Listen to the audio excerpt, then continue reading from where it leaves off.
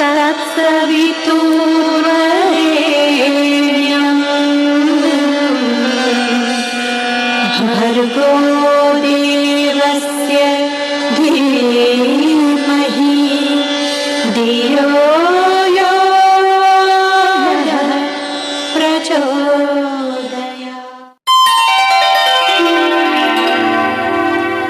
अखण्डमण्डलाकारं व्याप्तं येन चराचरं तत्पदं दर्शितं येन तस्मै श्री गुरुवे। मित्रों, इस श्रृंखला में आज हम आपको बताएंगे कि 24,000 का यदि आप लघु अनुष्ठान नवरात्रि में कर रहे हैं या कभी भी आप बीच में करते हैं तो उसके नियम क्या हैं। इसके 5 नियम अति आवश्यक है जिनको कि आपको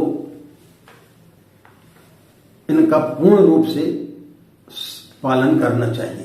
यदि आप इनका पूर्ण रूप से पालन नहीं कर सकते हैं तो फिर आपको अनुष्ठान नहीं करना चाहिए, क्योंकि अनुष्ठान एक बड़ी प्रक्रिया होती है। इसमें बहुत कठोर नियम रहते हैं जिनका पालन करना अति आवश्यक होता, तभी सही तरीके से आपको उसका लाभ प्राप्त होता है। अन्यथा कई लोगों के फोन आते, आचार्य जी हमने इतने अनुष्ठान कर लिए लेकिन हमें तो कोई लाभ ही नहीं हो रहा। लाभ इसलिए नहीं हो रहा है क्योंकि आप जो है सही तरीके से उस चीज को नहीं कर रहे। जब तक आप सही तरीके से नहीं करेंगे तो फिर उसका लाभ नहीं होगा। ये 5 नियम जो प्रमुख हैं, बाकी के तो छोटे छोटे आपको करना ही है, लेकिन 5 प्रमुख जो नियम है वो हम आपको बताने के लिए जा रहे हैं। पहला है ब्रह्मचर्य, जो अति आवश्यक है। इसकी शर्त कि यदि आप गायत्री का लघु अनुष्ठान या 1.25 लाख का अनुष्ठान या पुरुषचरण करते हैं तो उन सब की सबसे पहली शर्त होती है ब्रह्मचर्य का पालन एकदम अनिवार्य है। दूसरा है आहार विहार यानी उपवास। तीसरा है अपने काम को स्वयं करना है। शय्यस है यानी आपको भूमि पर सोना है। और 5वां है हिंसक द्रव्यों का आपको परित्याग करना है। ये 5 नियम जो है आपको इस साधना काल में अपनाना अति आवश्यक है। तो इनके बारे में अब हम आपको जो है विस्तृत रूप से आपको जानकारी देते हैं। राधे राधे, जय श्री कृष्ण, नमस्कार। मैं आचार्य पंडित त्रिस्वारोली, गायत्री महामंत्र। ओम भूर्भुवः स्वः तत्सवितुर्वरेण्यं भर्गो देवस्य धीमहि धियो यो नः प्रचोदयात्। अखण्डमण्डलाकारं व्याप्तं येन चराचरं तत्पदं दर्शितं येन तस्मै श्री गुरवे नमः। तस्मै श्री गुरवे नमः। मित्रों, बहुत सारे लोग उत्सुकतावश अनुष्ठान प्रारंभ तो कर देते हैं, लेकिन या तो वो नियमों को समझते नहीं हैं या नियमों की अनदेखी कर देते हैं। इससे उनके लिए जो लाभ मिलना चाहिए वो लाभ नहीं मिल पाता है। तो आज हम आपको बताएंगे 5 नियमों को आपको इसमें पालन करना अति आवश्यक है। बाकी तो और भी नियम है जो हम बताएंगे, लेकिन ये 5 प्रमुख नियम है। पहला है ब्रह्मचर्य। मानसिकता आपको बना लेना चाहिए कि आप 9 दिन तक ब्रह्मचर्य का पालन कर सकते हैं कि नहीं कर सकते हैं। यदि आप ब्रह्मचर्य का पालन नहीं कर सकते हैं तो फिर आपके लिए अनुष्ठान नहीं करना चाहिए। ब्रह्मचर्य का पालन करें, दूषित साहित्यों का अध्ययन न करें, उत्तेजना वाले आप मूवी इत्यादि ना देखें, कोई भी चलचित्र वगैरह जिससे कि उत्तेजना पैदा होती है इस प्रकार के कोई चलचित्र ना देखें। इस प्रकार का भोजन ना करें जिससे कि आपकी उत्तेजना बढ़े। ज्यादा से ज्यादा आप जो है चिंतन में रहें, ज्यादा से ज्यादा आप चिंतन करेंगे, अच्छी चीजों का अध्ययन करेंगे तो इन सब चीजों पर आपका ध्यान नहीं जाएगा। तो आपको ब्रह्मचर्य से आपको रहना अति आवश्यक है। हाँ, संयोगवश आपको स्वप्न दोष हो जाता है तो जो कि आपके हाथ में नहीं होता है, वो प्रकृति के हाथ में होता है। तो यदि आपका स्वप्न दोष यदि आपको हो जाता है तो उसका कोई दोष नहीं लगता है, लेकिन फिर भी जो है आपको 10 माला का अतिरिक्त जाप कर लेना चाहिए। इसके बावजूद भी यदि आपकी मानसिकता पूरी बन गई है और आपने जब प्रारंभ कर दिया, लेकिन किसी कारणवश आपका ब्रह्मचर्य खंडित हो गया, तो फिर आपको जब वहां पर रोक देना चाहिए, फिर जब को आगे नहीं बढ़ाना चाहिए, क्योंकि वो अनुष्ठान आपका पूर्ण रूप से खंडित हो चुका है। वो अनुष्ठान आपका खंडित माना जाएगा, वह अनुष्ठान आपका पूर्ण नहीं माना जाएगा। इसलिए इस चीज का आपको पूर्ण रूप से ध्यान रखना चाहिए, स्त्री हो या पुरुष हो। महिलाएं यदि कर रही हैं और उनका बीच में यदि उनका मासिक धर्म आ जाता है, तो उनको उस समय रोक देना चाहिए और फिर आगे 5 दिन बढ़ा करके 1 दिन की अतिरिक्त माला का आप उनको जाप करना चाहिए। 5 दिन की जगह 6 दिन का जाप करना चाहिए। उसके पास फिर यज्ञ हवन आदि करना चाहिए। इसी प्रकार से यदि आप कहीं बाहर चले गए हैं और अचानक आपका कोई काम आ गया और आप बाहर चले गए, तो फिर आप जो है उतने दिन का जो है अनुष्ठान फिर से आप आगे कर लें तो वो ठीक रहेगा। लेकिन ब्रह्मचर्य का पालन करना अति आवश्यक है। अनुष्ठान के समय पर 9 दिन तक आपको जो है नीचे सोना चाहिए। कोमल सैया का परित्याग कर देना चाहिए। नीचे आप एक दरी इत्यादि बिछा लें और उसके ऊपर आपको सोना चाहिए, या फिर जो लकड़ी का पाट का तखत आता है उस पर भी आप जो है एक दरी इत्यादि बिछा करके आप सो सकते हैं। इससे क्या होगा कि आपका ब्रह्मचर्य का पालन सही तरीके से हो जाएगा, आपका जो है मन उत्तेजित नहीं होगा। तो भूमि शयन करना अति आवश्यक है। तो भूमि शयन आपको इन 9 दिनों में करना चाहिए। जितना बन सके अपना कार्य स्वयं करना चाहिए।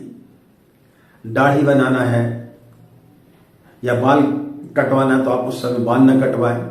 दाढ़ी यदि आप स्वयं नहीं बनाते हैं, आपसे बनाते नहीं बनती है, तो आप 9 दिन तक जो है शेविंग ना करें, उसके पश्चात आप करें। लेकिन किसी नौकर इत्यादि की आपको सहायता नहीं लेना चाहिए। आपके कपड़े धोना है, प्रेस करना है, ये सब काम यदि आप नहीं करते तो फिर आपको ही करना चाहिए। अपने परिवार के किसी भी सदस्य का उसमें सहयोग आपको नहीं लेना चाहिए। इन दिनों में आपको अपना काम स्वयं करना चाहिए। इसके बाद आता उपवास। आप पहले मानसिकता बनाने कि आप 9 दिन तक बगैर खाना के रह सकते हैं कि नहीं रह सकते। सबसे पहला नियम है आपको अस्वाद व्रत करना है। शक्कर और नमक का पूर्ण रूप से त्याग कर देना। यदि आपको शुगर की बीमारी है या आप हार्ट पेशेंट है तो आप सेना नमक ले सकते हैं। अपना स्वास्थ्य का ध्यान रखते हुए आपको उपवास करना चाहिए।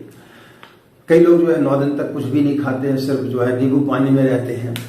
तो जैसी आपकी पहले से मानसिकता चली आ रही, जैसी आपकी आदत है, उस प्रकार से आप उपवास रखें। उपवास में आपकी थाली में 2 से ज्यादा सामान नहीं होना चाहिए। ऐसा नहीं कि पूरे सामान में आपने जो ड्राई फ्रूट भी रख लिए, बहुत सारे फ्रूट्स भी रख लिए और इतना खा लिया कि जितना आप भोजन करते उससे भी ज्यादा आपने फलाहार कर ली। तो इस प्रकार का उपवास नहीं करना चाहिए। उपवास ऐसा करना चाहिए जिससे कि आपका पेट जो है वो खाली रहे, ताकि साधना करते समय आपका मन इधर उधर न भटके, आपका मन एकाग्र रहे और आपके पेट में गैस न बने। इसका आपको ध्यान रखना चाहिए।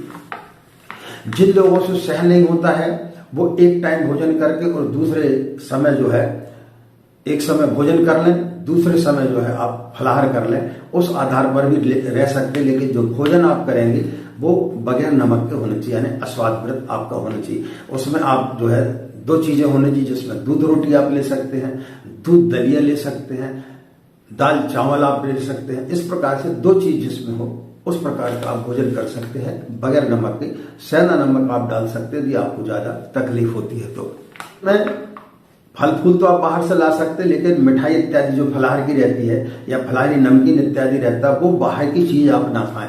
घर से बने हुए अपने परिवार के लोगों के हाथ से बनी हुई चीजें ही आप खाएं। बाहर किसी के घर में आप जो है कोई भी चीज उस समय ना खाएं। ऐसा नहीं कि आप किसी घर में बैठने के लिए गए और उसने फ्रूट्स इत्यादि ला के रख दिए, उनका आपको जो है अवॉइड करना चाहिए। दूसरे घर में आपको दूसरी जगह ये सब चीजें आपको नहीं खाना चाहिए। इन सब चीजों का उपवास में आपको ध्यान रखना है। इसके बाद में हिंसक द्रव्यों का आपको उपयोग नहीं करना चाहिए। जैसे आप अंडा है, मांस मदिरा है, इस बीच में यदि आप अनुष्ठान कर रहे हैं तो इनसे बहुत ज्यादा दूर होना चाहिए और आपके घर में भी इस प्रकार की चीजें नहीं बनना चाहिए। या आपके जो पात्र हैं वो बिल्कुल अलग होना चाहिए और आप स्वयं उन चीजों का आप स्वयं बनाएं।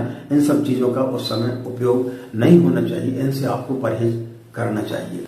चमड़े से बनी हुई वस्तुओं का आपको परित्याग करना चाहिए। ऐसे तो आप चमड़े से बनी हुई चीजें कभी भी ना पहने, उसकी जगह आप जो है कपड़े की, प्लास्टिक की या रबर की चीजों का आप इस्तेमाल कर सकते हैं। लेकिन वो नहीं बन पड़ता है तो कम से कम 9 दिन में आप जो है किसी भी तरीके से चमड़े से बनी हुई चीज, जैसे पर्स है, आपका बेल्ट है, आपके जूते हैं, इन सब चीजों का आपको त्याग कर देना चाहिए। इस सब चीजों को आपको उस समय इनका उपयोग नहीं करना चाहिए।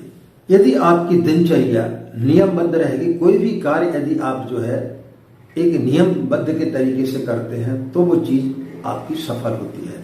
तो यदि आप इन सब चीजों का सही तरीके से और सही तरीके से यदि आप उपयोग करते हुए अनुष्ठान करेंगे तो 100% आपका अनुष्ठान जो है वो सफल होगा। इस समय पे आपको जो है ईर्ष्या नहीं करना चाहिए, क्रोध नहीं करना चाहिए, किसी से प्रतिशोध की आपके अंदर भावना नहीं आनी चाहिए, कोई लोभ नहीं आना चाहिए, वासना नहीं आना चाहिए आपके अंदर, चोरी, छल, कपट, ये सब चीजें इस समय नहीं करना चाहिए। बल्कि 9 दिन तक आपको ज्यादा से ज्यादा आप मौन रहें और अपना आत्म अवलोकन स्वयं करें कि आपको के अंदर आप चिंतन करें, क्योंकि आपसे अच्छा कोई नहीं जानता आपको कि आपके अंदर क्या क्या बुराइयां हैं। उन चीजों को आपको छोड़ने का प्रयास करना चाहिए, तो निश्चित रूप से आपकी साधना सफल होगी। तो साधना करते समय जब आप जो 27 माला का जाप करते हैं, इसको विशेष रूप से कई लोगों का फोन आता है, गुरु जी आप जो नियमित रूप से 11 माला का जाप कर रहे हैं क्या उसको अलग से करना है? उसको अलग से नहीं करना है, इसी में वो समाहित रहती। बाद में जब आपका अनुष्ठान पूर्ण हो जाएगा उसके बाद फिर आप अपनी जो दिनचर्या में जितनी माला का आप जाप करते हैं उसको आप कंटिन्यूस कर सकते हैं। तो मित्रों, नए वीडियो में नए विषय के साथ में पुनः आपसे मुलाकात करेंगे और परम पूज्य गुरुदेव परम वंदनीय माता जी एवं मां गायत्री से प्रार्थना करते हैं कि आप सभी लोगों का अनुष्ठान पूर्ण रूप से सफल हो, उनका सुख संरक्षण व उनका मार्गदर्शन आप लोगों को हमेशा मिलता रहे, ऐसी कामना करते हैं। आप सभी के अंदर बैठे परमात्मा को हमारा प्रणाम। आज की बात समाप्त। हमें आज्ञा दें। नमस्कार।